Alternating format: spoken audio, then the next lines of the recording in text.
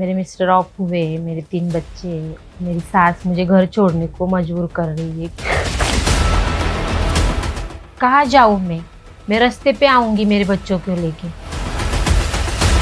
खाण्यापिण्यात कोणी लक्ष देत नाही, स्कूलचे फीस कोणी बघत नाही. आम्हाला न्याय द्यावा, माझी एवढी विनंती आहे तुमच्याकडे.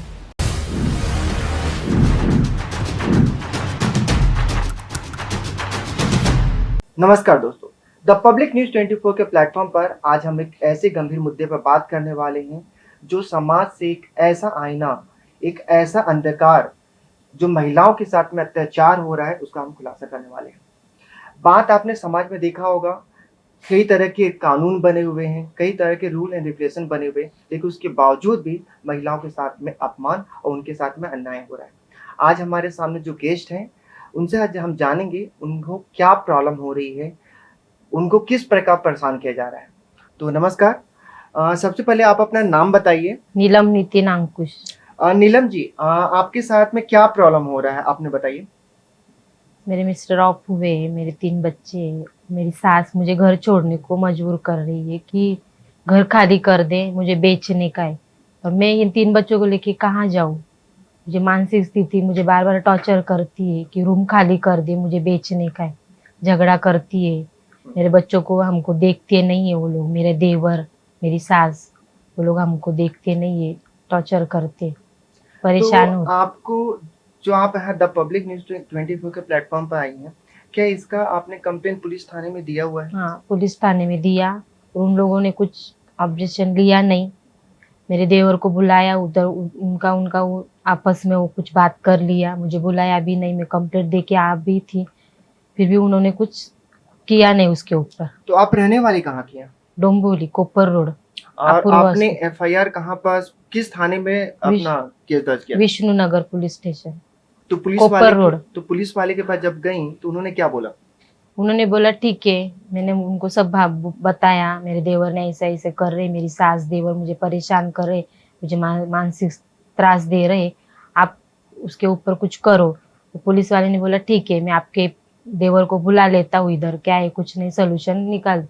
और मेरा देवर को बुलाया भी, परस्पर कुछ उनकी बात हुई, मुझे बुलाया नहीं। तो आपको क्यों लगा कि पुलिस आपकी सहायता क्यों नहीं कर रही है? इसके पीछे कारण क्या लग रहा है? मुझे लगता है वो लोग पैसे भी से देकर पुलिस वाले को, वो वैसे भी वो तो बोलते ही हमारे जेब में रहती है पुलिस। अच्छा, वो बोलते हैं पुलिस वाले हाँ, जेब में रहते हैं? पुलिस वाले जेब में रहते, तू कुछ भी कर, कुछ नहीं हो सकता, तू किधर भी जा, हमें जो करना है हम वही करेंगे, ऐसा वो लोग बोलते हैं। मेरे देवर, मेरी सास लोग ऐसा बात करते हैं। तो आप जो बता रही हैं कि आपके साथ में अन्याय, मेंटली टॉर्चर किया जा रहा है, ये टॉर्चर कब से शुरुआत हुई है और आपके पति की मृत्यु कब हुई थी? वो अभी 2 साल हुए, 2021 में हुआ। मेरे पति जाने के बाद तुरंत 10 दिन के बाद मेरी सास मुझसे झगड़ा करने लगी कि तू जाके मायके मेरे माँ बाप के उधर जा, बच्चों के लेके, मुझे घर बेचने का है, घर की चाबी दे, घर खाली कर दे, ऐसा मानसिक टॉर्चर करती है, मुझे बहुत परेशान करते हैं वो लोग। तो मेरे सास के देवर अलावा भी, और भी कोई करते हैं? हाँ मेरे 2 देवर है, वो भी बोलते हैं रूम खाली कर और उधर जाके रहे, हमको घर बेचना है, हमारा जो कुछ लोन है वो क्लियर करने का है। ये लोन मैटर क्या है लोन का? ये तीनों ने मतलब 2 हमारे घर है, वो दोनों घर मेरी सास के नाम पे है, और जो तीसरे को घर नहीं था तो मेरी सास ने बोला था कि एक तीसरे को घर लेके दो, फिर ये दोनों घर एक मतलब तीनों के नाम पे कर दूंगी। पर मेरी सास ने ऐसा कुछ नहीं किया, उन्होंने घर तो हमारे से ले लिया लोन करके, और फिर उसके बाद में पैसे मांगने लगी कि मुझे इतना पैसा दो फिर तुम्हारे नाम पे कर दूंगी। और अभी मेरे पास पैसा ही नहीं है तो मैं कहाँ से दूँ उसको। अभी वो इसलिए वो लोन क्लियर करने के लिए वो मुझसे पैसा मांग रही है, नहीं तो बोल रही है घर बेच और उधर का क्लियर कर दे। तो दोस्तों, आप जैसा कि देख रहे हैं कि यहाँ पर जो बात चल रहा है, एक सिर्फ लड़ाई का नहीं है, एक मेंटली टॉर्चर है। जब एक लड़की शादी करती है तो अपने पति पर डिपेंडेंट होती है, अपने बच्चों की पढ़ाई लिखाई के लिए, पूरे घर चलाने के लिए। लेकिन पति के नहीं रहने के बाद उसका किस प्रकार एक तो मेंटली टॉर्चर होता है, एक सपोर्ट सिस्टम जो पति का होता है वो चला जाता है, उसके बाद बच्चों की जिम्मेदारी होती है। और जहाँ पे एक परिवार एक साथ बनता है उसके पति के नहीं रहने के बाद, लेकिन दूसरी तरफ यहाँ देखा जा रहा है कि किस प्रकार उसे घर छोड़ने को मजबूर किया जा रहा है। जब हम बात करते हैं पुलिस प्रशासन की, तो मैं कुछ चुनिंदा पुलिस वालों को बोलना चाहूँगा, सभी पुलिस वाले ऐसे नहीं होते हैं, बट कुछ सपोर्ट नहीं करते हैं, क्योंकि जो कानून व्यवस्था है सिर्फ पैसे वालों के लिए बनी हुई है। अगर पैसा है तो आपको सहायता मिलेगी, और गरीब वर्ग को किस प्रकार प्रताड़ित किया जा रहा है ये आज की कहानी से मालूम चलता है। आज हम इनसे जानेंगे कि अपने परिवार का, पति के नहीं रहने के बाद अपने परिवार को कैसे संभाल रही हैं, बच्चों की पढ़ाई लिखाई का कैसे निकल रहे हैं। तो आप जब पति नहीं रहे तो उसके बाद 2 साल का अंतराल रहा है, तो आप घर कैसे चला रही हैं, पैसे कहाँ से आ रहे हैं? कुछ नहीं, मैं धुना भांडे के काम करती हूँ, मेरे बच्चों को संभाल रही हूँ। वो लोग हमको फोन भी करते नहीं है, हमें पूछते भी नहीं है, कुछ नहीं करते। ऐसा मैं पालन पोषण मेरे बच्चों का कर रही हूँ। कितने बच्चे हैं मेरे आपके? बच्चों को स्कूल से में एग्जाम था, उनको एग्जाम में भी नहीं बिठा रहे थे क्योंकि फी भरा नहीं है। तो और कौन मेरा- से स्कूल है? Guardian school. प्राइवेट है? हाँ, प्राइवेट है। तो आपके जब पति नहीं रहे तो आपके बच्चों को स्कूल से निकाल दिया गया, पैसे हाँ। निकालने? निकाल दिया गया, फिर फी भरो, फिर परीक्षा में बिठाएंगे, ऐसा बोल रहे हैं वो लोग। तो अभी आपके बच्चे स्कूल जा रहे हैं कि नहीं? अभी तो उनको हाथ पैर जोड़ के टीचर लोगों के अभी भेजा उनको, कैसे तो भी करके। और पैसा आपके घर कैसे चल रहा है? क्या आप अभी जो काम कर रहे हैं उससे घर चल जा रहा है? नहीं चलता है, फिर भी कुछ तो भी ऐसा चल रहा है गुजारा कैसे तो भी।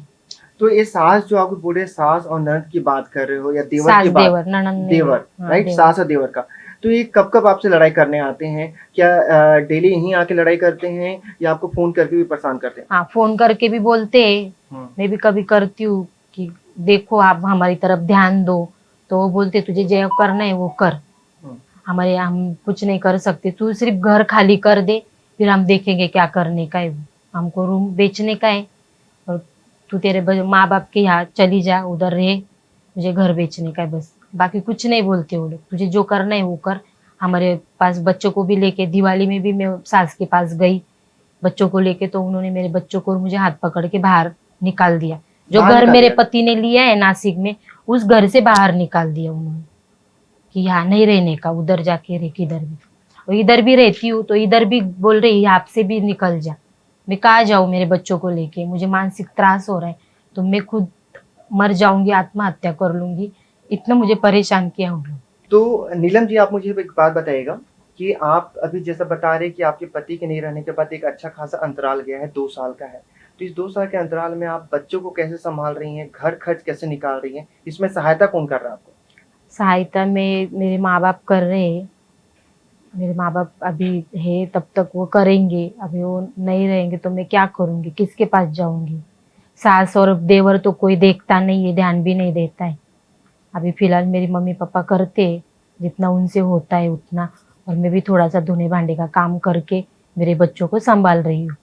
तो जैसा कि आप एक समाज से भी वर्क करती हैं, तो जो आसपास में समाज भी नगर सेवक कोई- होते हैं, कोई कुछ पॉलिटिशियन नहीं। होते हैं, कोई साथ दे रहा है? नहीं, कोई भी साथ दे रहा नहीं है। मैं विष्णुनगर पुलिस थाने में भी गई थी, उन्होंने वहाँ लेटर भी लेके गई थी, उन्होंने मेरा लेटर भी एक्सपर्ट नहीं किया, और मेरे देवर को बुला के कुछ तो भी पैसा लिया या कुछ किया पता नहीं, और उन्होंने मुझे बुलाया भी नहीं दोबारा वहाँ पे, बोले बाद में देखेंगे, बाद में देखेंगे। तो आप हमारे चैनल के माध्यम से क्या सहायता चाहते हो कि जो आपको अन्याय हो रहा है, तो आपके लिए इस समस्या का समाधान क्या होगा? मुझे मेरा पति का जो घर है, मेरे पति के घर में से मुझे निकाल रहे हैं, तो मुझे ना सहायता करो। दोस्तों, जैसा कि आप यहाँ पर पूरे न्यूज़ में आपने देखा कि आज हम जो बात करने वाले हैं, समाज में आपको तमाम वर्ग दिखेंगे, तमाम संगठन दिखेंगे, तमाम नगर सेवक भी दिखते हैं और पॉलिटिशियन भी दिखते हैं, जो बातें तो बड़ी बड़ी करते हैं कि हम समाज के लिए खड़े हैं, आम जनता के लिए खड़े हैं, गरीबों की सरकार है। लेकिन इस गरीबों की सरकार पर कितना भरोसा एक आम जनता को है, ये आप इस चैनल के माध्यम से देख सकते हैं। जहाँ एक महिला है, जहाँ महिला सम्मान की हम बात करते हैं, एक वर्ग की बात करते हैं कि उनको उठाया जा रहा है, उन्हें संभाला जा रहा है, लेकिन किस तरीके से उन्हें संभाला जा रहा है ये तो आपके सामने है।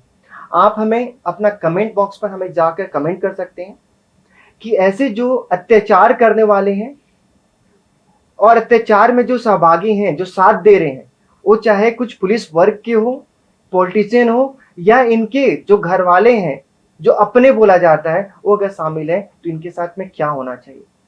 हम अपने चैनल के माध्यम से महाराष्ट्र शासन को, पुलिस प्रशासन से यह आह्वान करेंगे कि इस मामले को ध्यानपूर्वक लें, इनकी बात सुने और जो दोषी पक्ष है वो चाहे कोई भी हो, उनको उनके खिलाफ सख्त से सख्त कार्रवाई की जाए।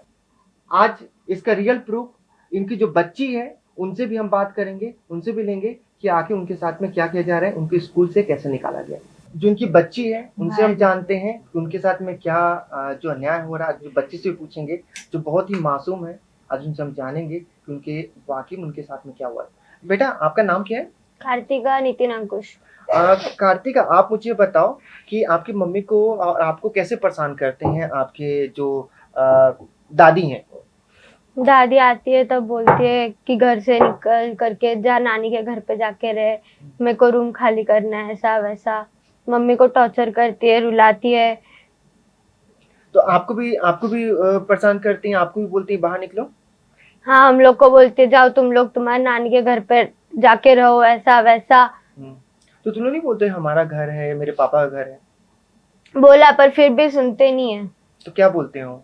कुछ नहीं बस इतना बोलते कि जाओ तुम लोग नानी के घर पे जाओ, इधर हम लोग को रूम खाली करना है, ऐसा वैसा बोलते। बेटा आपको स्कूल से भी निकाला था पैसा जमा नहीं करने के कारण, क्या हुआ तो बताओ? हाँ, स्कूल से निकाला था क्योंकि फीस नहीं भरी थी इसके लिए, तो मम्मी ने उनको बोल के रोक के समझा के फिर अभी तो आपकी दादी नहीं हेल्प की फीस भरने के लिए? नहीं, कुछ नहीं किया। कुछ नहीं किया उन्होंने?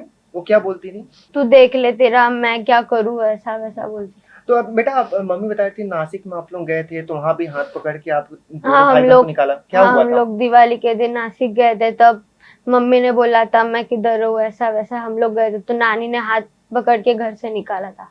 तो फिर उसके बाद आप लोग क्या किए थे? उसी नहीं, अभी हम लोग मुंबई में आ गए। तो यहाँ भी आती हैं, यहाँ भी झगड़ा करके जाती है, बोलती है निकलो, ऐसा वैसा बोलती है, परेशान करते हैं। तो आपके चाचा भी परेशान करते हैं? हाँ हाँ। वो क्या बोलते हैं? वो बोलते जाते मम्मी को बोल कि निकल करके, ऐसा वैसा बोलते रहते। आपके एज कितना है बेटा? 14 है ना? कौन सी क्लास में आप हो? 9th में। तो दोस्तों जैसा देख रहे हैं कि 9th क्लास में बच्ची पढ़ रही है, बहुत ही मासूम है। और बच्चे बोला जाता है कि भगवान के रूप होते हैं जो कभी झूठ नहीं बोलते हैं। आज हम इनकी मम्मी से बात किए, बच्चे से बात किए जा रहे हैं। आज ये जो बच्ची है 9th क्लास में है, अगर इसकी मन में ऐसी बातें घर कर रही है और ऐसे अगर उसे पता है उसकी मम्मी को अगर उसे इस प्रकार परेशान किया जा रहा है, तो आने वाले समय पर इस बच्ची का क्या होगा। आज बात एक ऐसी बात है जिसमें समाज के हर उस वर्ग को खड़े होना चाहिए और जो इस प्रकार के अत्याचार कर रहा है उनके खिलाफ सख्त से सख्त कार्रवाई होनी चाहिए। दोस्तों हम इस न्यूज़ को इसी के साथ में ख़त्म करना चाहेंगे और आपसे आग्रह करना चाहेंगे, अगर आप में इंसानियत बची हुई है और आप चाहते हैं कि जो अन्याय कर रहे हैं उनके खिलाफ सख्त से सख्त कार्रवाई हो, आप इस न्यूज़ को ज़्यादा से ज़्यादा शेयर करें और आप हमें कमेंट करें कि इनकी सहायता आप किस प्रकार कर सकते हैं। आज हमारा आग्रह उन सामाजिक कार्यकर्ताओं के साथ भी है, उन सभी वर्ग के साथ में भी है जो धर्म के नाम पर खड़े हैं, जो बात करते हैं सामाजिक कल्याण की। आज उन्हें सहायता, ये जो परिवार है आज उनकी सहायता की जरूरत है। आप नीचे दिए गए नंबर पर संपर्क करें।